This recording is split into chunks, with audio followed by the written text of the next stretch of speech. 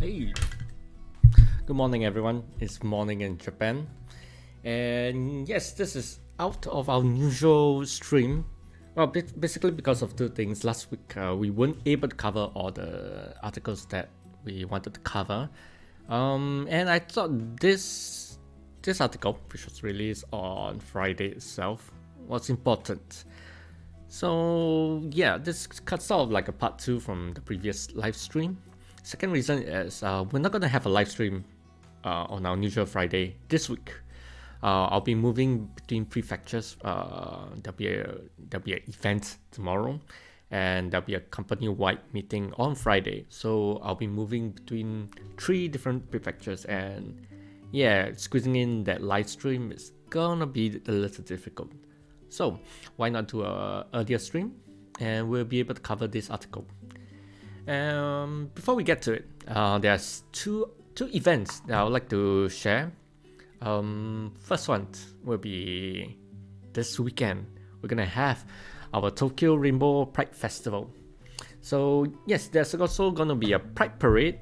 Finally, after the COVID lockdowns, online events are not going on, and finally, while they restrict the number of participants, they are going ahead with the Pride Parade, and it's wonderful that the parade is going to be carried out to in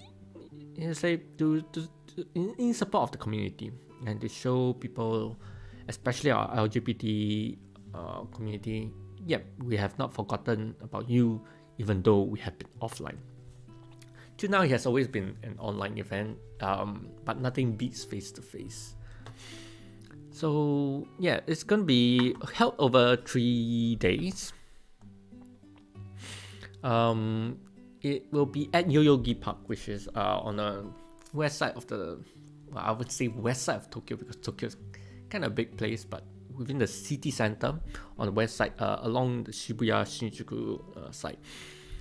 And the Pride Parade itself will be on Sunday. And at this point, the registration, yes, you need to register to participate in the Pride Parade, because they are trying to restrict the number of people. So although the registration has been closed, you can still watch it from the streets. You go to their site and they tell you where it is. And of course, there are online events. So if you're interested, please support our friends here. It's even a Pride Talk Live online event, and even a Pride conference that's coming in June. That's 2 months from now. So yeah, okay. And the second event, yes, that's tomorrow, which is the one that the Zenbird is going to be holding, Japanese tea ceremony and sustainability. Today is the last day for registration, so please purchase your tickets if you still haven't got them, and you're interested in joining, in finding out what does tea ceremony have anything to do with sustainability. And for those of you who have been following Zenbird for a very long time, you will know that we have been doing research on Japanese history, and we discover all these mindsets and philosophies that old Japan had in their daily lives to protect environment, to do good for the society. And many of these ideas, while we were doing preparation for this event, we realized there's a lot of this crystallizing in Sado, in Japanese tea ceremony. And although it's a short 1 to 1.5 hours event, we hope to cover as much as we can. And not just about the methods that Sado uses to be kind to the environment, good for the well-being of the society, but also what is the mindset, where did they start from, to the philosophy that they base their foundations on to build the methods.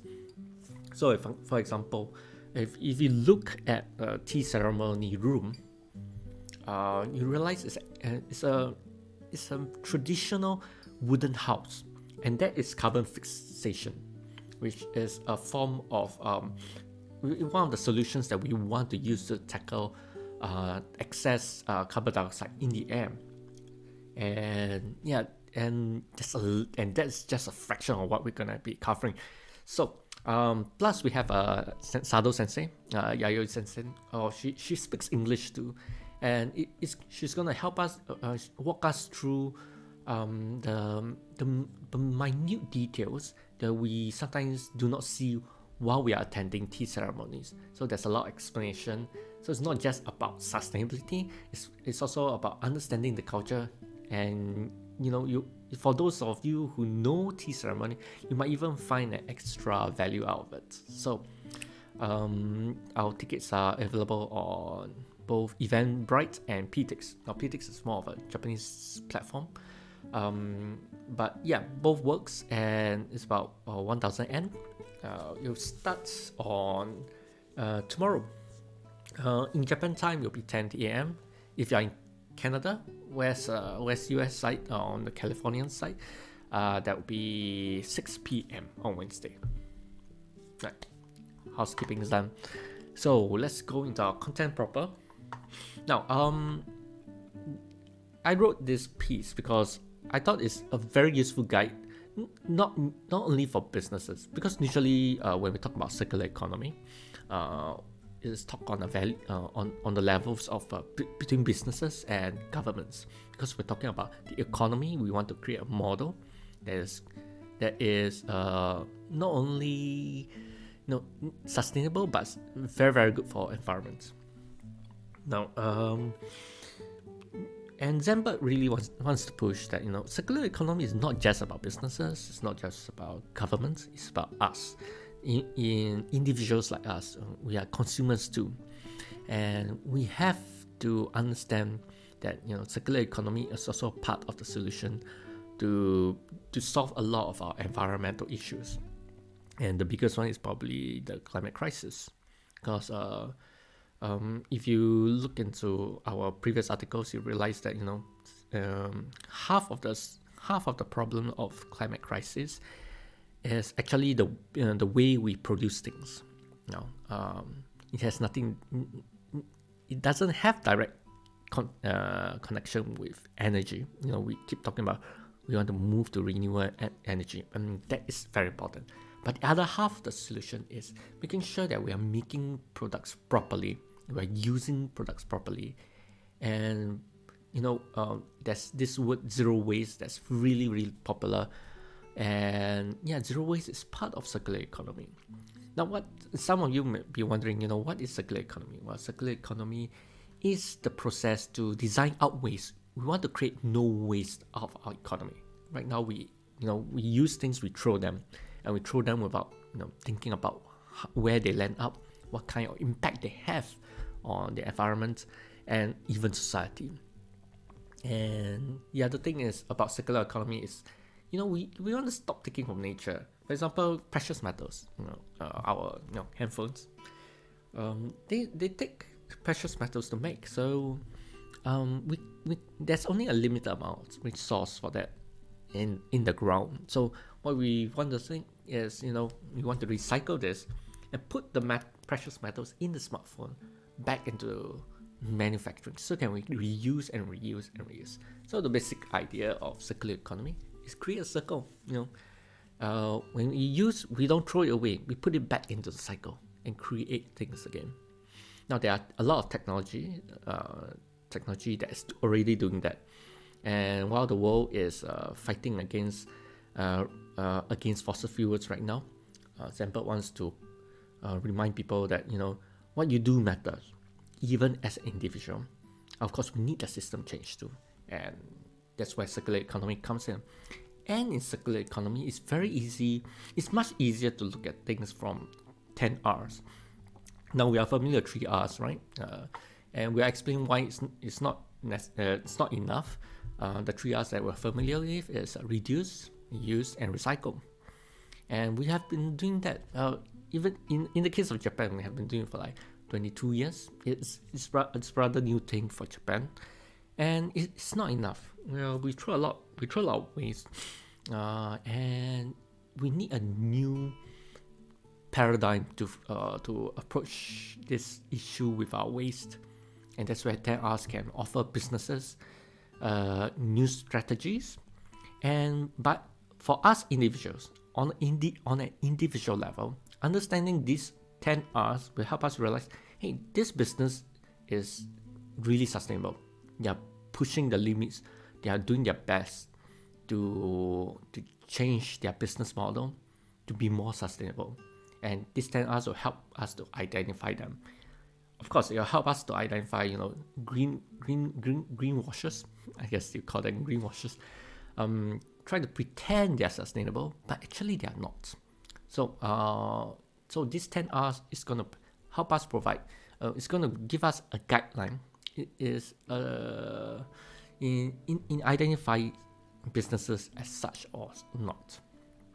Okay, enough of my rambling. We just jump in and you will understand why it's important. 10 R's of circular economy, strategies sustainable businesses use.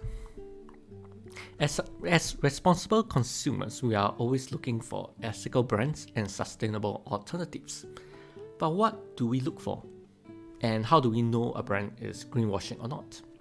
Well, through the lens of circular economy, we discover that there are 10 strategies that sustainable businesses use to become better for society and the environment. Then it becomes easy for us to identify sustainable brands and even begin building a relationship with them.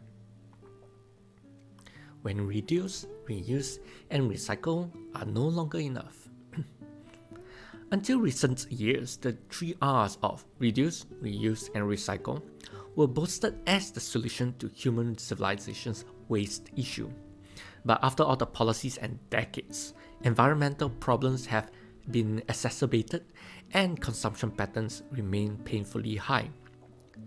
Circular economy found that the global rate of reuse and recycling continues to be stagnant at 8.6% in the past 5 years, from 2016 to 2021.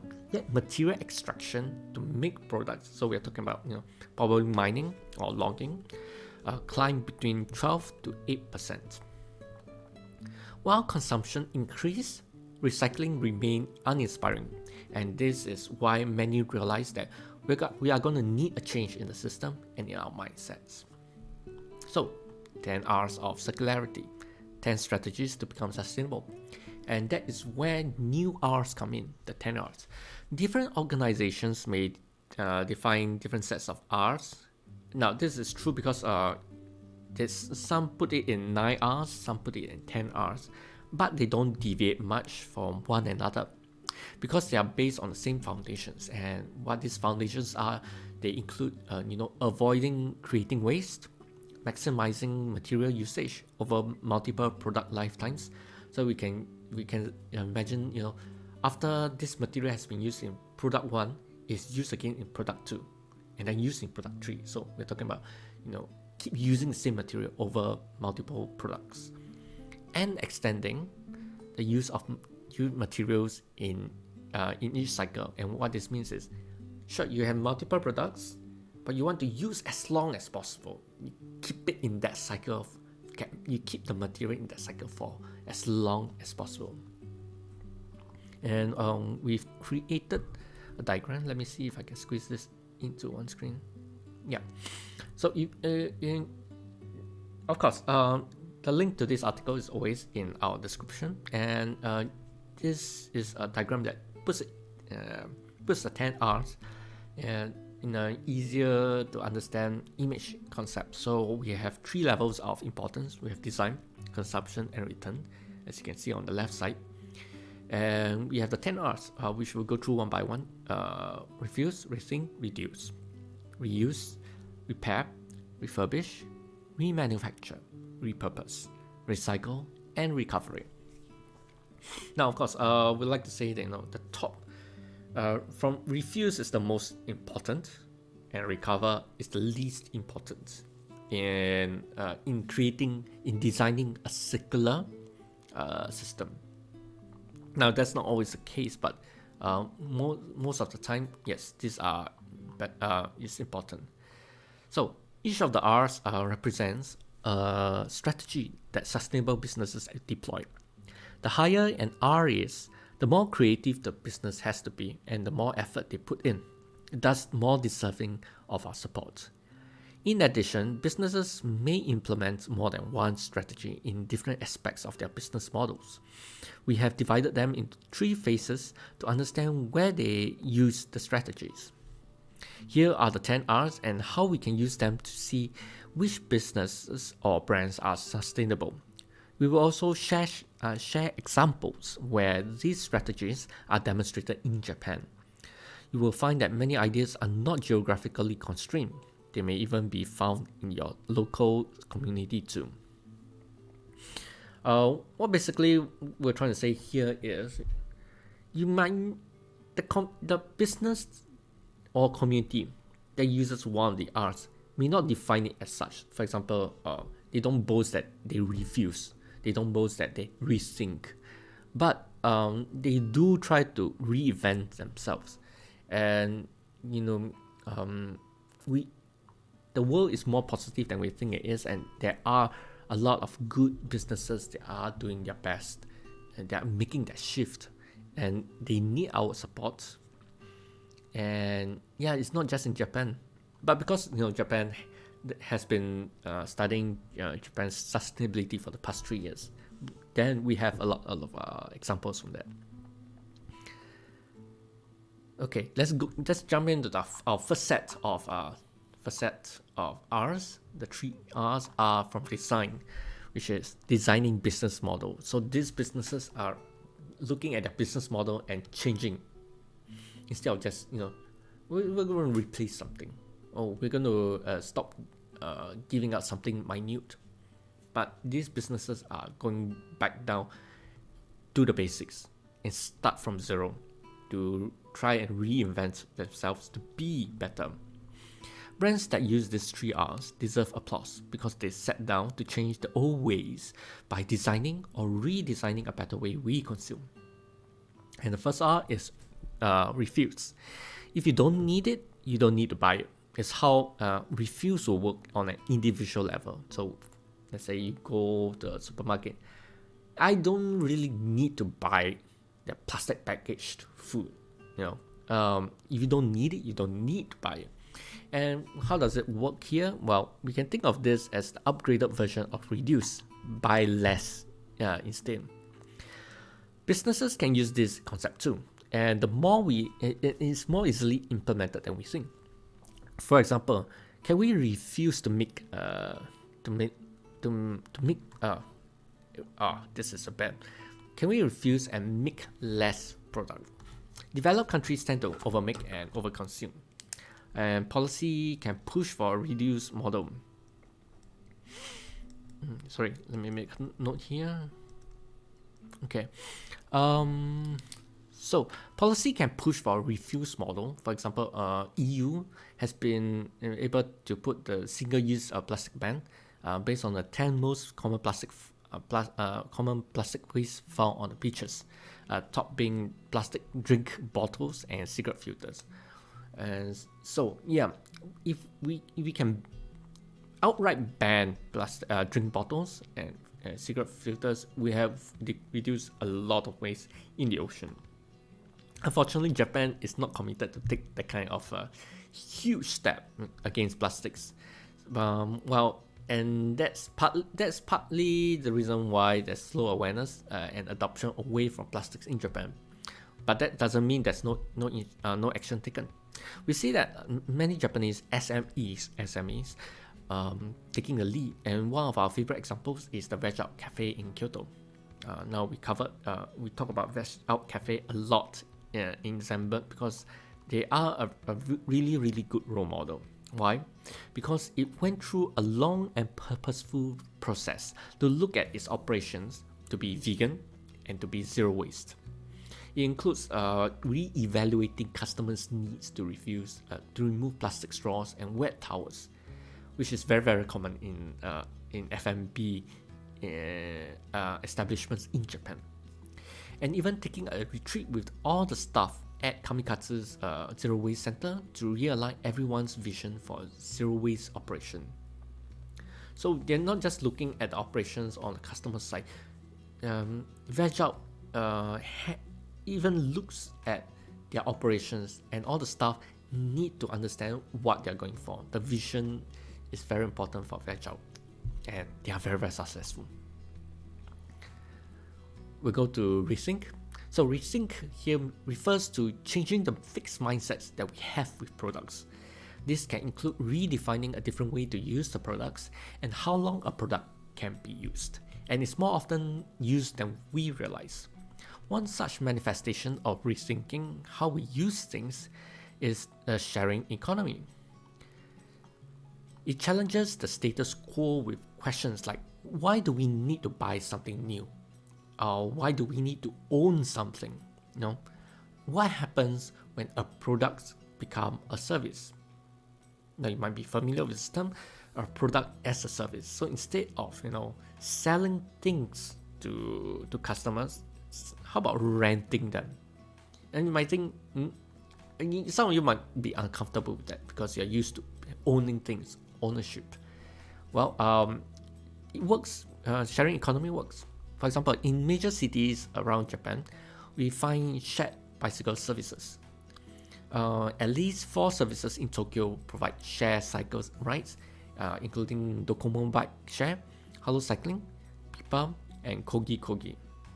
Now, so instead of buying a new bicycle to cut down on your own personal carbon footprint, you can rent cycles. You don't need to own. Because seriously, how often do you ride a bicycle? And you got to maintain it. What if someone else maintains it instead? Make sure the cycles are in top shape. And this is where sharing economy and rethinking your business actually helps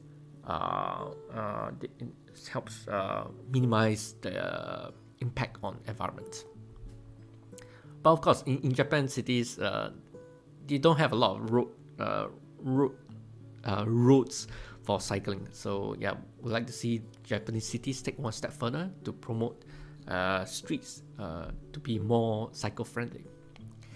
And another example for the sharing economy is more intimate to our lives, which is in our homes. Now, Class received funding to expand its operations last year to provide a subscription service for individuals and corporations to share furniture and even home appliances. So with rapidly changing lifestyles and a market of people who often move around the country, whether it be work related or there are some changes in life stage, this new business model redefines our relationship with our home and its interiors. So I don't need to own the furniture, I rent. And what's great with Class is, after 3 months I'm sick with the table, you just get a new one. They bring in, they do the delivery, and it's less than probably, if I might be wrong on this, can't quite remember, but less than $5 a month. And it's great. Imagine if you like to change your interiors every 3 months for every season. It's quite exciting. Okay, let's go on to the next R. Reduce. Now this is something we're familiar with, and this is third on the list of 10 R's, and so it's very powerful. But the reason why, when we implemented 3 R's, a lot of people focus on recycling. There's not a lot of talk about reducing, reusing. Not to say that there is no one doing it, but the focus has always been recycling. So it's been about waste management. Well, reduces waste, and it's something we need to talk more, and that's why reduce is so high on this list. Okay. Numerous brands put reduce into action because they gave thought to, do we really need this much? So for example, in the fashion industry, Libra often catches attention as a role model for sustainable business. Besides using a natural dyeing process and selling online, Libra also uses the make to order model.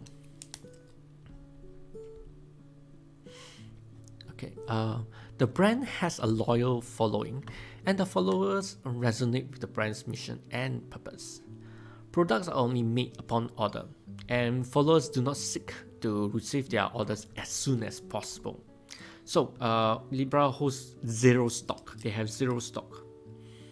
They only make what has been ordered. There is no waste from holding excess inventory, demonstrating Libra as the ideal business model against the over-manufacturing, over-consuming culture. We can also use technology to find opportunities to reduce too. Japanese startup Dataflunk provides an AI service to help grocery retailers identify where waste is to maximize profit. To optimize profit. It even takes weather and temperature conditions into account for precise predictions. Retailers can then reduce ordering stock and even when to reduce them. Let's move on to our next set of R's. There are 5 R's in this, so we want to minimize the impact of using. It is undeniable that to live is to consume, be it clothes, food, or energy. However, there are businesses providing products and services so that we can consume sustainably. And the next one, hey, reuse. Again, it's part of 3 R's, but we have not paid enough attention to reuse. Now, this is one of the best ways. You will learn why. This is one of the best ways to create a zero waste lifestyle, because it moves us away from disposable concept and not sacrificing convenience. Yes, it is possible to go sustainable without the cost of convenience. Now, a lot of people may think, to go sustainable, I have to sacrifice something. That's not true. Ellen MacArthur Foundation has extensive research on this and even proposed 4 models of a reuse revolution. And this is a revolution that even Japan really needs. I want to see this. There are 4 models. So say refill at home. SodaStream is a home soda making service. Home soda making machine. And aiming to end the need to purchase soda and plastic bottles that come in. Now, 1 cylinder cycle for creating carbonated water can remove up to 61 liter soda plastic bottles from ending up in the landfill or ocean. Because we are using the same SodaStream bottle for many lifetimes. So what it's trying to say is you refill your soda at home. You don't need to go out and buy. And 61 liter soda plastic bottle is the max that you can go. But users have been sharing that about 50 is probably the average. So yeah, this is one of the models. And the second model is a refill on the go. That means you go out and refill, and we have a lot of this. Now, sell by weight businesses are examples of the refill on the go model. For example, Zero Waste Market is a zero waste supermarket in Kyoto. It encourages customers to bring their personal containers to stock up on things like condiments, wine, nuts, and more. Food nets or cotton bags are encouraged for more items with a bigger border, like your broccoli, your cabbages. If you forget to bring them, they also sell sustainable bags for cotton bags too. Now, this supermarket has even developed an intuitive system to facilitate the measuring system. So you're worried about convenience. They have a very convenient system where it takes out the fuss out of buying by weight, and that's an example of refill on the go. Now, return from home. This will be like you use things and returning, but you're still at home. So there is an alternative to all the cardboard boxes we get from home delivery services like Amazon and Rakuten. So Aeon, one of Japan's top retailers, it collaborated with TerraCycle to use the loop system. Now, some of you might hear Now, what I want to say is pay attention to this company, TerraCycle, and their loop service. They are reinventing the packaging, the delivery industry. So what they do is Aeon's products will be delivered in loop totes, and these totes will be collected once delivered, cleaned, and then used for the next delivery. Again, right here, well, I wouldn't say it's zero waste. Probably, when products spoil, how do they repair it? That'd be interesting to look at. But that is an example of return from home. Now, return on the go. What does this mean? Well, one good example is COVID brought a high demand for takeouts, especially in Japan. It leads to an increased waste of disposable food containers. Now, there are a few Japanese startups that are tackling this problem, like Re and Go, and it's reusable takeout containers. So imagine your doggy bag is actually reusable. So customers can use these containers through the Line app when ordering with the partners. They can return the containers to the nearest partner after taking out. They don't even have to wash it. After eating, they just bring it to their nearest partner, where the containers will be brought to a local company for cleaning and reuse. And right now, he has already done a pilot in Okinawa, and now they are doing test runs in Tokyo itself. Now, there's still a lot of untapped potentials in Japan to use the four models for reuse. And it's that potential that gets me excited. Okay, now we know the potential for reuse. Let's go to the next one, which is repair. The term right of repair has not found the same amount of discussion in Japan as in Europe. However, repairing is not a foreign idea in Japan, and the Japanese are more accepting of repairs, having built their culture on the concept of motainai. Now, motainai means a dislike for creating waste. They don't like to throw things away, don't like to create waste. And Japan, if you look at Japan's history, there's a very strong sense of that. There is a quiet and gradual increase in the number of repair shops in Japan. While there are chains of repair shops, independent SMEs have launched their own businesses. We are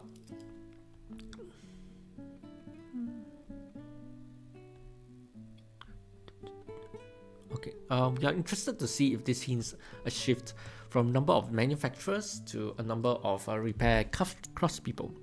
While it's reminiscent of the circular economy, repair was a norm. Oops. Now, major businesses have also been introducing repair into their service mix. So, for example, the Japanese brand Mother House sells fair trade bags made ethically in factories in Bangladesh and Nepal. As one of the brands that's taking active action for sustainability, Mother House took a step further by providing a care, repair, and recovery and remake service called Social Vintage. Customers can rejuvenate Mother House leather products, like retouching of color, waterproofing it, remove stains, repair any tears, and more. The repair model extends the lifespan of the Mother House products. And Mother House is not just is in a lot of major stores in Japan and overseas. Fashion is not the only area adopting repair as a business model. Repair Lab by Fat Lab holds a repair workshop where anyone can bring their broken electronic devices and try to fix them. The concept behind these workshops is to inspire people to think about repairing as the first step to dealing with any broken products, rather than discarding and replacing them. What Repair Lab wants to do is change our mindset.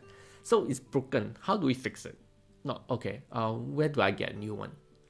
Yeah, it's a simple switch in mindset, but it's a very important one. when we're talking about scalarity and we're talking about impact on our environment. Okay, let's go on to the next one, refurbish. Okay, some of these are not so common because we don't often see them, but we like to see more of this, and refurbish is one of them. So refurbish explores how we can revitalize old products. Is there a way to restore the faded dye on clothes so that they can be worn as something new? Can we replace the torn fabric of an old seat or sofa so it can continue to be enjoyed? This is different from upcycling, where a new and different value is created. Instead, refurbish brings back the original value the product was made for. So, for example, From Stock attempts to tackle the problem of large amounts of clothing being incinerated or thrown into landfills through kurozome. Kurozome means black dyeing. So, kurozome is an ancient Japanese dyeing technique that uses black dye with minimal environmental impact. And all these dyes come from usually coming from flowers. They burn it, they mix with natural ingredients so that they look black. And one of the advantages of kurozome is the concealment of damage or imperfection on used clothing, and thus giving clothes new life.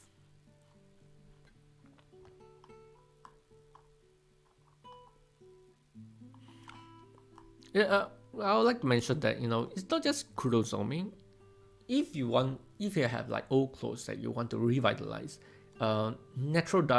using natural dyes to re-dye your clothes is actually a very effective method. It's kind of fun too, and the water that you used, all the dyes, is natural. It has I would say zero impact on the environment, but really depends on the dyes also. Then after refurbish, we have remanufacture, and what this means is making new products from discarded ones is what remanufacturing is about. It sounds intuitive, but there are obstacles like degradation of materials when reused, so technological advances are needed. So you imagine plastic bottles. Of course, the idea is we want to stop making new plastic bottles. So if we really want to use it, why not take old plastic bottles to make new ones? The problem with that is there's some degradation, so the quality actually decreases. So the advantages of the features of plastic may change. So there are some problems with that, and that's why technological advances are required, and there are. For example, Tokyo-based J-Plan began with an idea. Where can we get the oil needed to make t-shirts without using fossil fuels? And the idea and the solution, of course, is very easy for them to from existing t-shirts, from old t-shirts to new t-shirts. But what did they do about the degradation? It launched the brand Bring and has been highly active in collaborating with various partners to collect used clothing from socks to underwear to, of course, t-shirts, and turn them into new clothes. Not only does this company divert textile waste from ending up in an incinerator or landfill, but its original recycling technology, chemical recycling, cuts the needs from tapping on fossil fuels. J-Plan has also launched Bring Plus, the upcycle discarded plastics into new products. So we can see that these advances, these technologies already exist. Used correctly, they can bring a lot of advantages, and I think J-Plan needs more funding. They need more support from the government to push for this. Okay, let's go on to our next R. After remanufacture, we have repurpose. So what happens when a product is beyond repair? It cannot be refurbished. Well, it doesn't mean it should be garbage yet, because this is where upcycling comes in. Upcycling falls under the repurpose because it takes broken products, so-called broken products, and then we fix them and to create something with a different value. And this is why it's different from refurbished, because we're taking old products to make something with new value instead of same value. So for example, Japanese music chain store Shimamura Musical Instruments, they upcycle old instruments into furniture and decor. Now, Zenbird has numerous unique upcycling projects from Japan. We've covered a lot of them, and upcycling is it's kind of popular in Japan if you think about it, in overseas too. And a lot of businesses are putting it into their business models. Now, for example, Lofts turns discarded apple to create apple bio leather. So we have apple leather. They crowdfund their apple leather bags, which helps them decide how many items to produce without incurring waste. Again, we see the model made to order, orders how much, we make how much. And because it's apple leather, you don't need animal leather anymore, and we don't need plastic to create fake leather. Many upcycling projects involve fashion, but upcycling can be seen in different industries, such as upcycling malt lees into paper. Craft beer paper is created from used malt lees after brewing craft beer. The malt lees are collected from Yokohama and passed on to a paper manufacturer in Nara Prefecture, who had the skills to turn them into recycled paper. And a big part of upcycling involves art too. Artist Yukito Nishinaka has worked with a bottle maker and recycler to create a timeless piece of glass exhibition, Eternal Affinity. So you can see this picture here. This is amazing, which is installed at Kyoto's Hoen-in Temple. It is incredible how well the work blends into the environment too. So this is art, and they put it in a temple. The temple with centuries old history, and it blends in so well. And I think artists are very important in our upcoming world, because there is a new expression that we can use that they are bringing out in the new era of sustainability. Zenbird will love more art pieces. So if you guys know any sustainable art out there, let us know. We'll be interested to cover them. And finally, for our two last R's, the R's of return, giving a waste a way out. Now, these are the final two R's. When a product is beyond repairs and reuse become impossible, we want to try returning the materials into our resource cache, or as a last resort, use them as energy. So, recycle. Recycling is how we recover materials from waste, often through material or chemical recycling. Recycle takes the last second priority in the 10 R's, which is scary to think how government policies have been so focused on the last 2 R's. However, recycle is still necessary for all the waste we have created and will be creating. Internationally known, Ishizaka Sangyo is a waste treatment company that is ahead of the circular economy game in Japan. It boasts a 98% reduction in recycling rate through technological development and sorting. 98%. Even, for example, Zero Waste Town in Kamikaze, without advanced technology, it's able to recycle up to 80%. This is a company that is able to do 98%. But the only reason why it's stopping at 98% is to remind society that we need a fundamental change to our consumption patterns and understand that waste should not be waste. This is an essential lesson that we must learn. This is a very good read. Ishizaka Sangyo interview that we did was very, very eye-opening. And it deals with not just about how to deal with waste. Of course, they can R&D the last 2% out, but they are not doing it because it doesn't change our consumption pattern. Yeah, check out the article. So we have another example, Zero Waste Town Kamikatsu. Now, this is another name that's known internationally for its success as Japan's Zero Waste Town. For the past 2 decades, Kamikatsu residents and the local government have worked tirelessly to eliminate their waste. To achieve that, Kamikatsu residents recycle and reuse all their garbage. They divide their trash into 45 categories at Zero Waste Center while giving still usable items to other residents. The commitment to recycling is why Kamikatsu has become a case study for many worldwide, and this is an understatement. Now, Kamikatsu's success comes from 20. I'm not going to talk too long about this because, this one article has already taken 1 hour. But Kamikatsu is a very, very unique case. Is really a role model for many. Just talking about Japan is a really good role model because the way they deal with waste really comes from basic mindset change. I was eating at one of the restaurants in one of the cafes in Kamikatsu, and talking about waste is not something shunned. It is a daily conversation. How do I do this? How do I do that? How do I divide that? How do I recycle this? And the residents learn about the materials.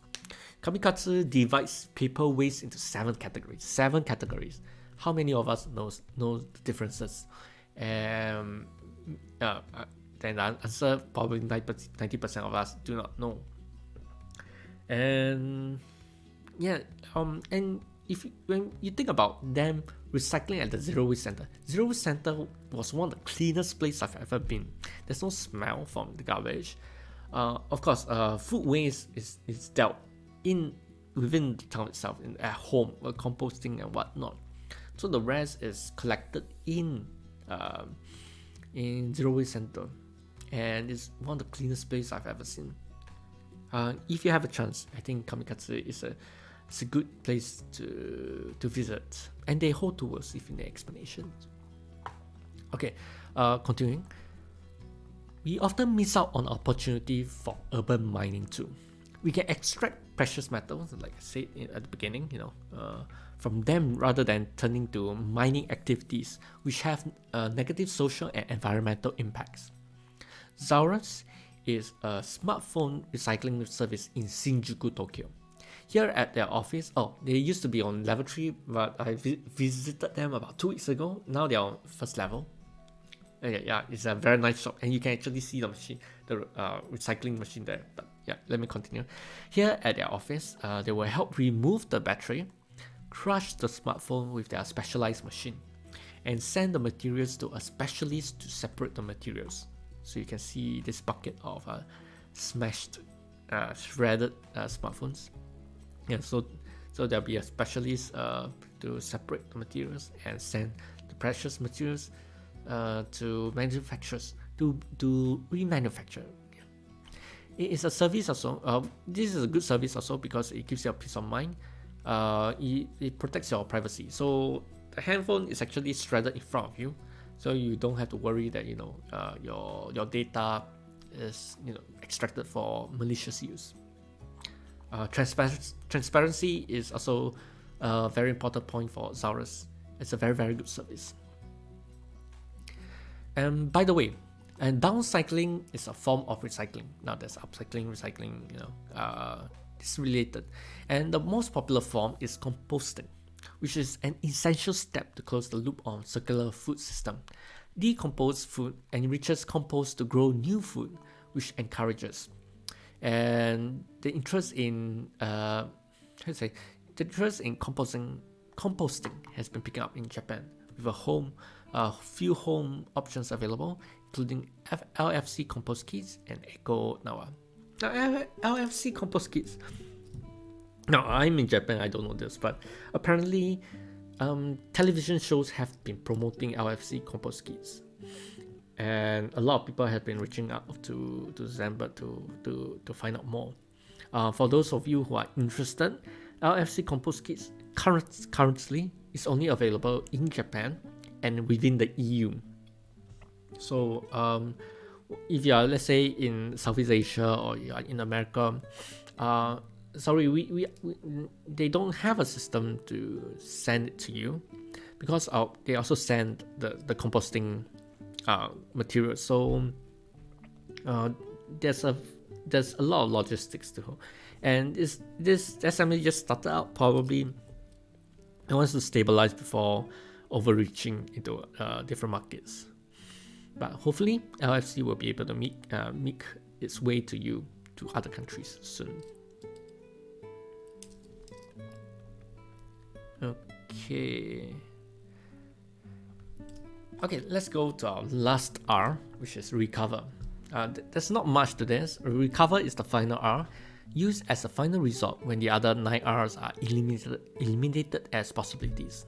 The most common form of this in Japan is the incineration of combustible garbage to recover as energy. Now, closing. Use the 10 R's to find your sustainable alternative.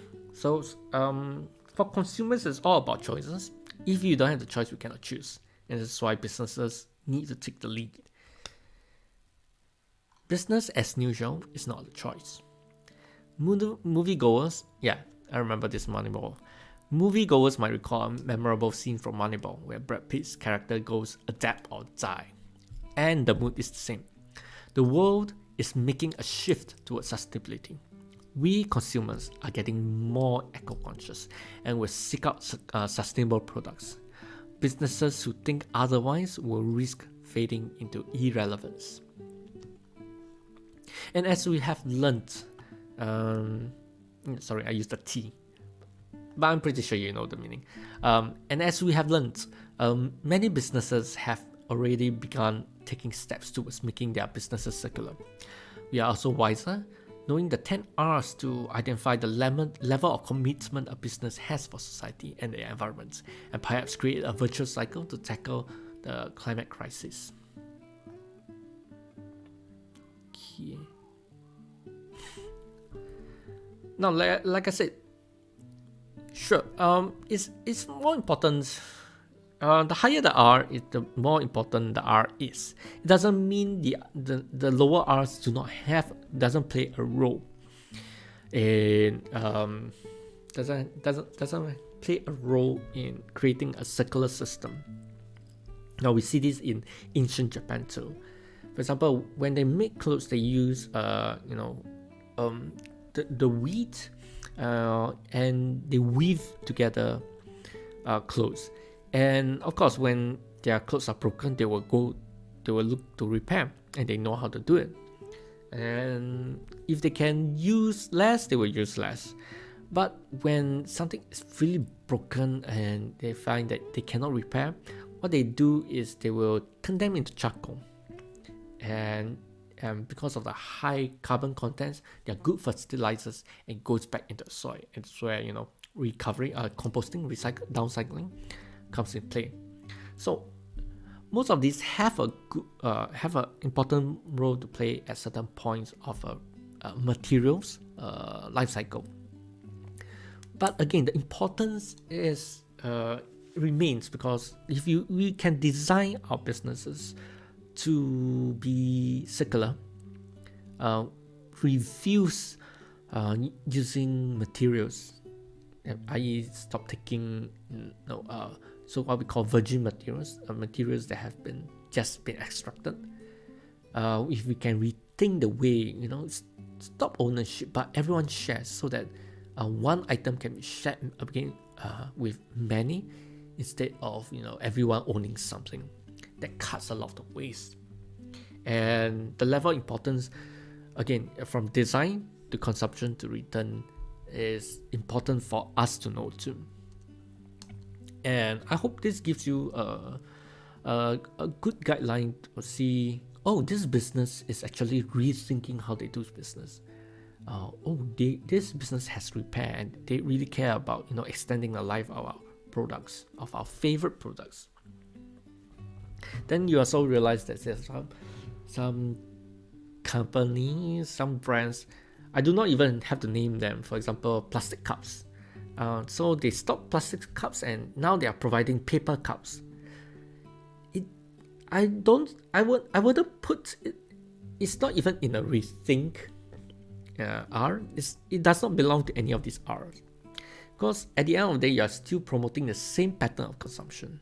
You have not changed your business model. You just replace it with another material that requires paper to produce, that requires energy to produce. What if you can?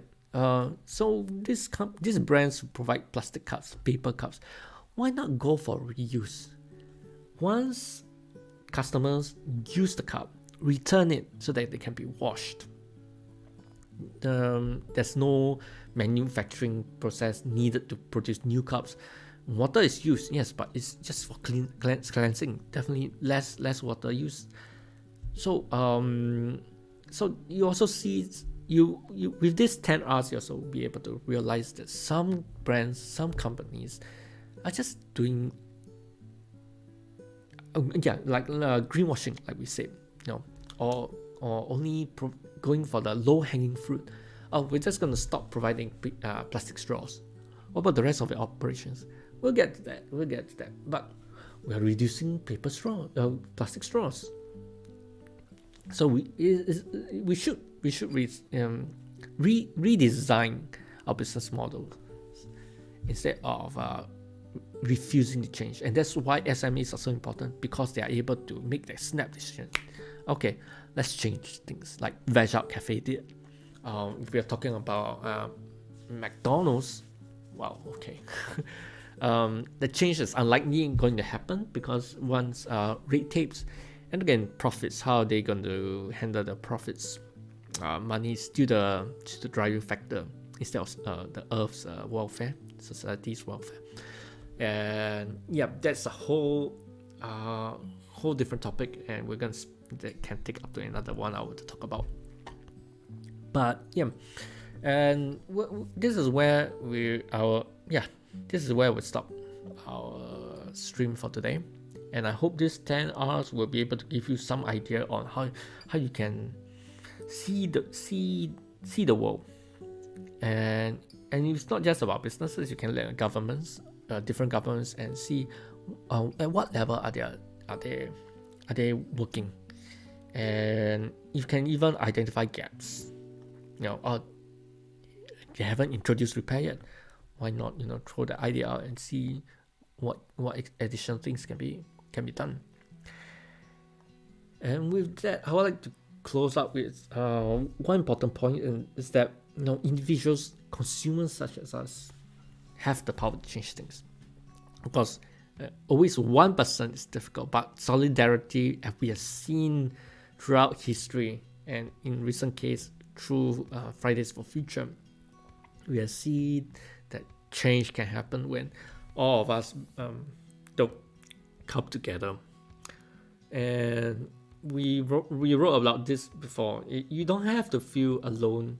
You don't have to let eco-anxiety take you over, because there are people out there like Zenbird, like Fridays for Future, Extinction Rebellion. There are people who think the same as you, so you don't have to feel helpless when trying to change things. And businesses are scared of us. Okay, and that is where we'll end our stream for today. It's hump day. If you are in US, it's not even Wednesday yet. Well, midweek is still the same. Take care of your well-being. Spare a little thought for the little things, for the little ecosystems that's around you. And I think we can win this fight. Sure, our climate clock has been ticking down, but there are ways with that we can increase the time that we have left. We can increase our carbon budget. And it's all up to us. Every individual, every business, every government.